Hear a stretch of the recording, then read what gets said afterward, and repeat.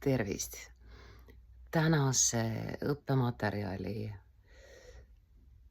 teile tutvustamise juures matkame natukene iPhone'iga, see on mul 11, ei ole 17, nagu koolilõpetajad kingituseks saavad ilmselt.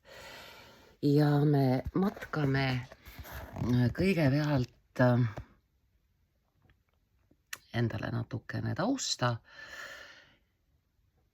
Õpetaja 7. taseme portfoolios on niisugune peatükk nagu õppijate toetamine ja selle pühendumise tootenäidisena, kui on mõnes klassis keskmisest rohkem näiteks ärevushäireid, deprekaid, antidepressante ja muud taolist, siis olge lahked, ma teen nii, jälgin pidevalt erinevaid teaduslikke portaale ja enne Big Think neuroteadlane Anne-Laure Le Cunff just kirjutas, mida sulle püüab ärevus päriselt öelda. Siis, kui mulle tuleb niisugune tekst, näiteks siis e-posti, soovitan ka sinul teha sama, tuleb inglise keeles, võtad siit need suurepärased täpikesed ja näe, ta võimaldab sul tõlkida. Ehk siis inglise keele tõlgib mängeldes eesti keelde. Selle juures on mõnevõrra ülipüüdlik, tõlgib paljusid asju, isegi ülemäära. Ja teisalt ta ka tõlgib inglise keele moodi natuke. Peab siiski tunnistama ja tunnustama, et on äärmiselt heal tasemel viimasel ajal kõik tõlkerobotid. Tänase teksti autor, olge lahke, siin ta on. Anne-Laure Le Cunff, neuroscientist, ettevõtja, former Googler, etc. Ja tema tekst, autor on 36-aastane Londoni King's College'i produkt ja tema tekst, võin sulle garanteerida, on sulle väga tuttav, tervendav, tervistav, julgustav, äratundmist pakkuv. Nii, sätime meid siis selle tekstiga töötama. Võtame toreda asendi, vaatame, kuidas ise välja näeme ka. See on hea küll. Nii siis, ma võin sulle kirjeldada, kuidas ärevus, kui ta ületab kliinilise, kriitilise piiri, kuidas ta ennast ilmutab. Meie kolledži noored täna kirjutasid, et ta koputab. Aga ta koputab nii, et uks on juba lahti ja siis ta on juba sul toas ja juba oled sa endast ära. Selle ärevuse kõige vastikumad sümptomid, kui ta läheneb, siis kõigepealt läheb süda tuliseks, siis teises astmes see suurepärane ärevus tekitab kõrispigistuse, sealt edasi hakkab süda pekslema, sul tekib hapnikupuudus, minestamiseelne seisund, ärakukkumine. ja sa päriselt sel hetkel, kui see piir on ületatud, enam mitte midagi enda heaks teha ei saa. Eks siis sellepärast ka nii palju antidepressante, Xanaxeid värke meie inimeste seas ringleb. Väga suureks abiks on omavahel ausalt nendest asjadest rääkimine. Mina sain oma ärevuse kontrolli alla tänu sellele, et ajakirjanikuna rääkisime sellest. Merka, siis mu enda noorema venna Lauri Vasara, siis Ülle Lihtsvelti ja laintantsu kuninganna Kaie Segeriga. Kui sa asjast räägid, siis ta on sul peos. Ja nii ongi. Ehk siis räägime asjast ja kohe hakkab väga paljudel teie hulgas kergem. Kott on mul täis kolledži inimeste tekste, kus nad kirjeldavad nii oma ärevust kui oma nippe ja võtteid, kuis sellega toime tulla. Nii on. Nii siis, mida ärevus sulle tegelikult öelda püüab, korrastame Gmail tõlke ja kirjuta oma ärevusest ja sellega toimetulekust. Kõigepealt tuleb nentida, et robottõlge on ülipüüdlik. Kui sa tõlgid keskkonda Astro Butterfly, siis ta tõlgib sulle kindla peale astroliblikas. Ja sama tegi ta ka Big Thinkiga, suur mõtle. Paneme tagasi inglise keelde. Niisiis, ärevus tundub nagu talitlushäire. Evolutsiooniliselt on see üks sinu keerulisemaid omadusi. Inglise keeles ei ole vahet, kas see on sina või teie. Kui me tahame kedagi päriselt kõnetada, eks me talle ikka sina ütle. Niisiis pigem sina, see on üks sinu keerukamaid omadusi. Nüüd mitte siis suur mõtle, vaid Big Think. Ja Anne-Laure Le Cunff on selle teksti omanikud niimoodi. Meie tänuga vaatame ta eestikeelseks.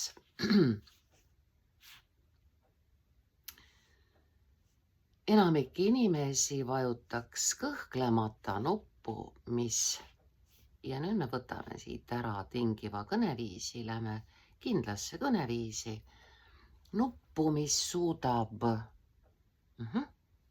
See on tingiva asemel kindel kõneviis. Ärevuse jäädavalt välja lülitada. Selleks on tabletid, teate küll. Pealetükkiv ja väsitav ärevus on emotsionaalse maailma soovimatu külaline. Kuid evolutsioon säilitab harva mõttetuid jooni.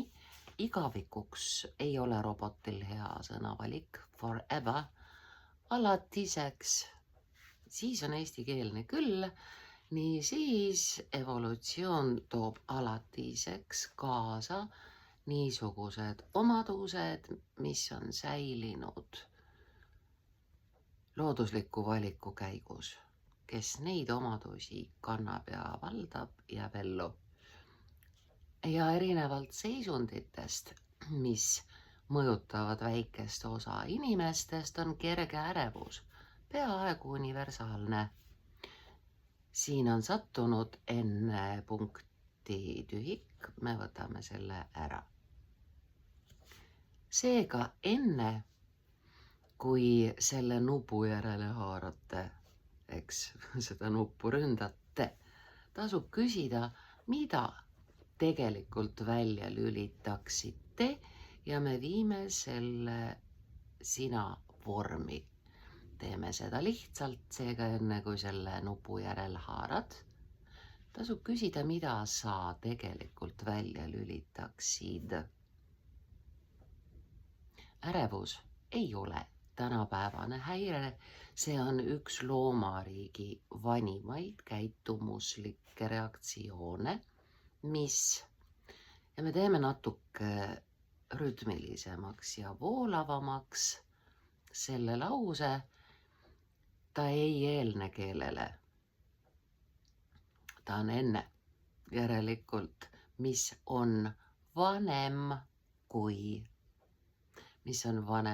keel, kultuur ja isegi neokorteks. Hea sai, väga eestikeelne eesti keel. Seda võib pidada aju vanimaks häiresüsteemiks. Ärevus on oma olemuselt juba tuvastamise süsteem. Aju viis modelleerida võimalikku tulevast ohtu. Ma ühtlasi korrigeeriksin ka viisi. 5 moodus, laad, meloodia, number. Kasutame pigem aju oskus. Sai hea. Ise nii rõõmus. Aju oskus modelleerida võimalikku tulevast ohtu ja suunata keha sellega midagi ette võtma. Ärevuse korral annab amügdala.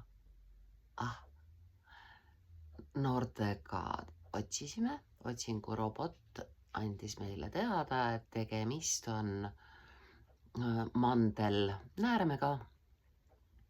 ATH käivitaja on see, ehk siis kui see amügdala vahetpidamata möllab, siis on meil tegemist lakkamatult möllavate tiigritega. Meie kõrvade vahel ka veel. Upsi teisi. Nii siis ta annab meile, ka siis, kui tegemist ei ole ATH-ga, kui asi ei ole nii moodne, ta annab meile märku potentsiaalsest ohust ja käivitab füsioloogilise reaktsioonide kaskaadi. See on kosk, mis läheb aste-astmelt põnnedi. Hüpotalamus annab neerupealistele märku kortisooli ja adrenaliini vabastamiseks. Toimub adrekalaks, tead küll, tuttav tunne. Ja läheme sinatamisele üle. Sinu pulss kiireneb, sinu tähelepanu aheneb, sinu lihased pingestuvad. Seejärel lülitub prefrontaalne ajukoor, mis vastutab planeerimise ja otsuste langetamise eest. Me ei ütle lihtsalt kõrgele käigule, kui juba on meil võrdluseks auto käigukast, siis kasutagem kõrgemale käigule. On hea. Nii siis lülitub kõrgemale käigule, et hinnata ohtu ja kaaluda. Asendame sõna teie, mitte sõnaga sina, vaid suisa sõnaga võimalikke valikuid. See on hetk, kus igat liiki elusolend, kärbes ka, kaalub võimalusi põgene, võitle. Oleneb olukorrast, oleneb tüübist, ettevalmistusest, julgusest. Aga julguse sünnitab hirm. Julge ei ole mitte see, kes ei karda, vaid see, kes hirmu ületab. Tiitel teine külg välja näeb nii. See on peenelt häälestatud ettevalmistusmehhanism, mis aitas meie esivanematel piisavalt kaua elus püsida, et see meile edasi anda. Darwini auhinda nad ei saanud, jäid looduslikus valikus peale ja siin me oleme. Siiski on ärevuse halb maine mõistetav. Ärevus tekitab ebamugavust. Kellelegi ei meeldi pinges, me asendame sõna rind, see on chest, aga meil ta on pigem süda. Sa tead, kui tuleb tilks telefonis ja süda läheb raskeks, kuumaks, tõmbub kokku. Kivi on südamel, nii et see ei ole mitte siis rind ega ammugi mitte neid 2 tükki rinnad, vaid see on süda, armastuse organ. Enne rasket vestlust öösel tiirlevad mõtted ega närviline värin enne e-kirja saatmise nupule vajutamist. Saamine on hullem.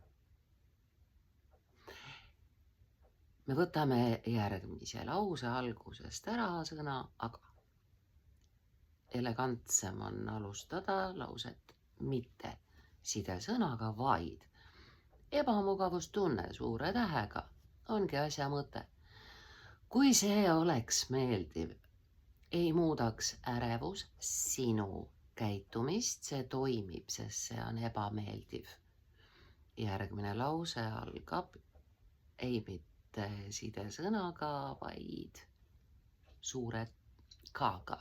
Kui see on olukorraga proportsionaalne, annab see vähemalt 3 säilitamist väärt eelist.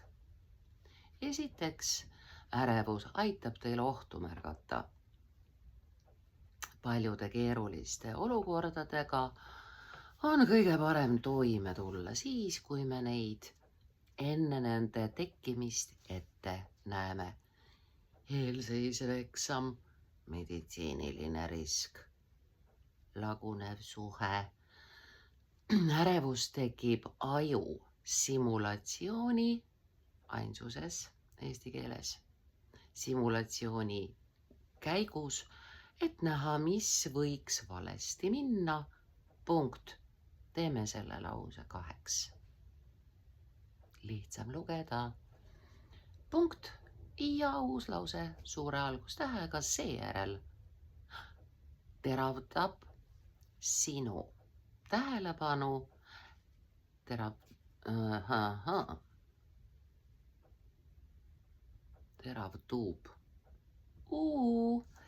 Teravdub sinu tähelepanu, et märkaksid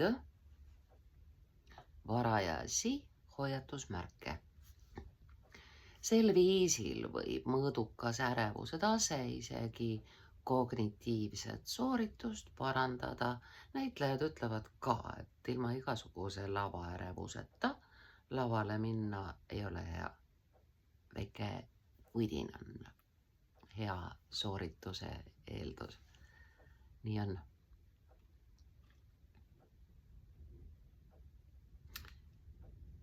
Sel viisil võib parandada ja Yerkesi Dodsoni seadus, koma eest tühik ära, mis on üks vanimaid psühholoogia ja me lisame sõna psühholoogia alaseid. Kui sa midagi vahele kirjutad, kasutad niisugust ruutjuure moodi asja. Ehk siis juurime sinna vahele sõna psühholoogia alaseid. Kui me jätaksime ilma selle alaste sõnata, siis oleks need saavutused psühholoogia omad. Aga nad on suurel pildil päeva lõpuks põhimõtteliselt ikkagi meile. Nii siis alaseid. Ja see näitab, et erksus ja ülesannete täitmine ära. Kraavid täituvad veega, veresooned täituvad verega. Ülesannete täitmine Saavutab, kasutame ainsust, aitäh.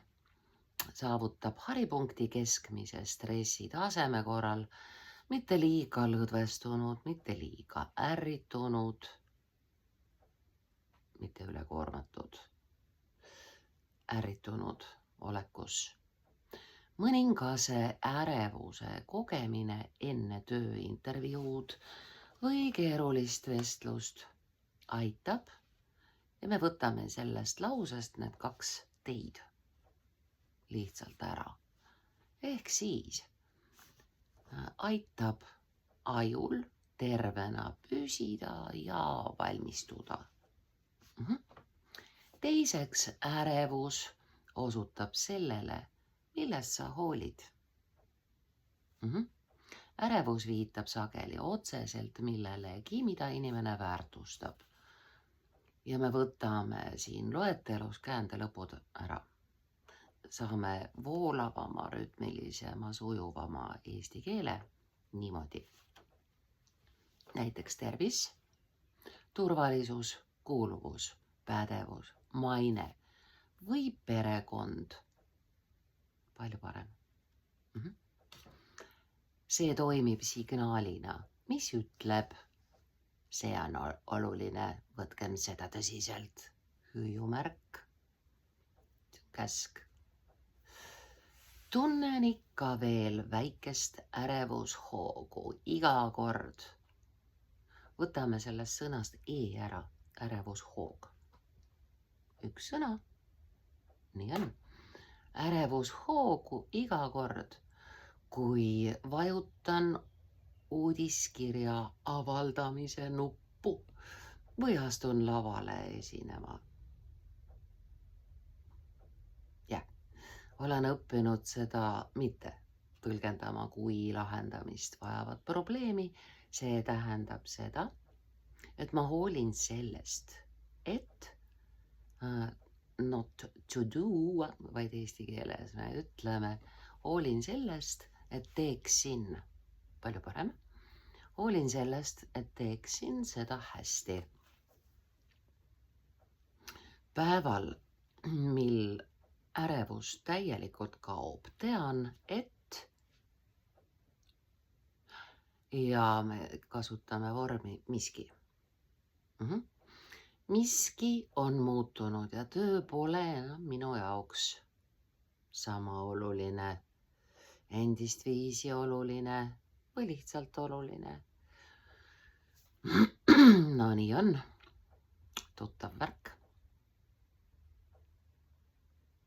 Selles mõttes võib ärevus toimida kompassina, paljastades, mis sulle tegelikult oluline on, mõnikord ausamalt, kui sinu teadlik arutluskäik seda teeb. Kolmandaks, ärevus hoiatab sind, kui midagi on vaja muuta. Ja selle lehegi teeme suhteliselt kirjuks, täie respektiga, tõlkeroboti suhtes. Hea tõlge on, aga üsna kirju siiski. Ärevus võib toimida varajase hoiatussüsteemina, signaalina, et ja me tõmbame teie maha. Hea saab. Signaalina, et praegused kohustused võivad olla liiga nõudlikud, liiga riskantsed või sinu, jääme sinatamise juurde, vajadustega mitte kooskõlas. Veel eestikeelsem oleks öelda liiga riskantsed või ei ole sinu vajadustega kooskõlas. Ai kui hea ja nii eestikeelne eesti keel. Jämi.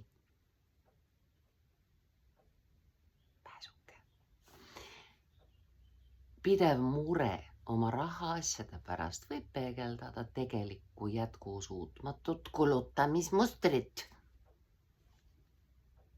Nagu Jürgen Ligi oleks seda öelnud, söö kassikonserve. Vanema korduv mure oma tööreiside, siin ei ole vaja sidekriipsu, tööreisid, komandeeringud, täitsa päris üks sõna. Tööreiside ajakava pärast me tõmbame maha sõna neile. Meil on siin ilmselgelt vaja asetada vahele sõna lapsed. Niisiis võib öelda, et lapsed, nüüd on asi selge, jäävad ilma rohkemast, kui nad end mugavalt tunnevad. Pühapäeva õhtune hirm, mis kordub igal nädalal, ei puuduta. Asendame sõna harva eesti keeles õige tähenduse andva sõnaga tegelikult. Ehk siis see pühapäeva õhtune hirm ei puuduta tegelikult esmaspäevast ülesannete nimekirja, see on tavaliselt seotud. Ja me ei ütle tööga endaga, see on niisugune köögamööga värk, me ütleme töö endaga. Idufirmat juhtides tundsin pidevalt ärevust oma kaasasutaja suhte pärast. Ehk siis kolleeg, kellega koos Anne selle firma tegi, oli jamas ja Anne tegi tema eest asju ära, elas tema asemel.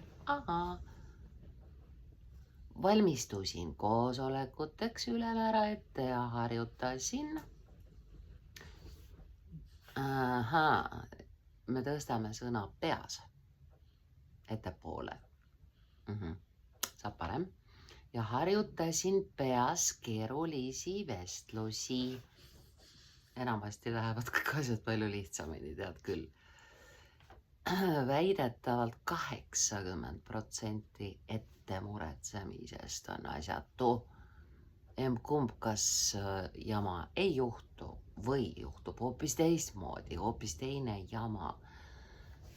Ongi tegelikult sul siin ja praegu. See on kõik, mis sul on, mis mul on. See paber, see iPhone, mina, mitte midagi muud praeguses hetkes ei ole. Nüüd.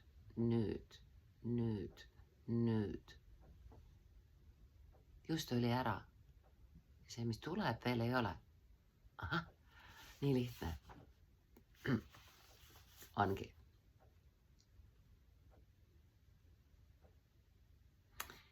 Mõnda aega käsitlesin seda kui enda ebakindlust esmakordse asutajana. Founder ja co-founder, teate, nad eesti keeles ikkagi endiselt on ärijuhid. Niisiis esmakordse ärijuhina kole lugu oli. Ei ole häda. Lõpuks sain aru, et ärevus viitab. Ta sai aru minevikus, aga minevikus samal ajal see asi oli olevikus.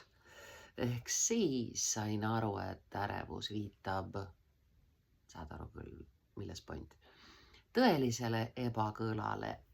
Nüüd kui tunnen äri suhtes püsivat ärevust, maksuamet, käsitlen seda signaalina, et miski peab muutuma. Ärevus on kõige kasulikum siis, kui see on spetsiifiline, ehk siis seotud reaalse tuvastatava olukorraga. Proportsionaalne, see tähendab piisavalt ebamugav, et seda märgata, kuid mitte üle jõu käiv. Ja nüüd see tegutsemisvõimeline oled sina. Aga ärevus peab olema see, mis on sulle suunatud, aga mitte sina. Niisiis me teeme nii. Ja tegutsemisele innustav korras. Selgitus sulgudes viib ettevalmistuseni, rahunemiseni, kui olukord laheneb või saabub uus teave. Scarlett O'Haral, Lady Mitchelli raamatust Tuulest viidud, oli väljend. Ma mõtlen sellele homme. kui ma suudan sellele mõelda. Aga homme on kõik teistmoodi ju. Nii ongi. Kui ärevus on ebamäärane, ebaproportsionaalne või halvav, on see teine lugu ja sellisel juhul võib sageli olla kasulik professionaalne tugi, natuke muudame, võib sageli olla kas siis kasu või abiks. Need variandid on siis sedamoodi, võib sageli olla abiks professionaalne tugi või siis võib olla kasu professionaalsest toest. Ja lõppsõna originaalis on võtmeküsimus. Nii et ma tõlkisin tagasi selle sõna selliseks, nagu autoril oli. Robot ütles põhiküsimus, aga võtmeküsimus on parem. Niisiis, seega pole võtmeküsimus mitte. Ja me niisuguse lause sisese küsimuse, mis ei ole otsekõne, kirjutame väikese tähega, niisiis.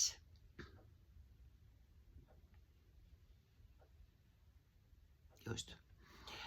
Kuidas väikese tähega ma ärevuse kõrvaldan,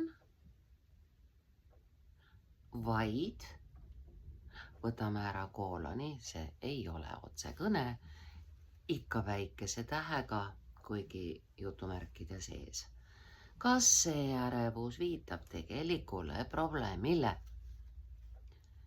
Signaali maha surumise asemel uurid. Sina uurid seda. See ümbersõnastamine muudab ärevuse uudishimuks. Ja enne punktitühikut ei ole. Ja see uudishimu omakorda kipub viima. Ärme ütle kuhugi, ütleme millessegi kasulikku. Millessegi kasulikku. Võtame käändelõpud ära. Lihtsam, mõjusam, meeldivam. Mõistmine, ettevalmistus ja aeg-ajalt ka tõeline eneseavastamine. Poole viu ei ole vaja. Tõeline eneseavastamine. Ja lõpplause, seetõttu ei taha sa ilmselt seda nuppu vajutada. Eluterve ähm, mitte nii ähmis kui Notšu karupoeg Puhhiraamatus.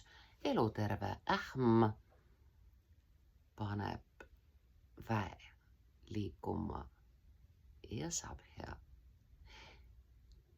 Ärevuse ületamiseks tõsta ta enda ette kõpsti. Vaata talle otsa, näe temast läbi ja ta saab aru. Sa oled tugev. Ole hoitud.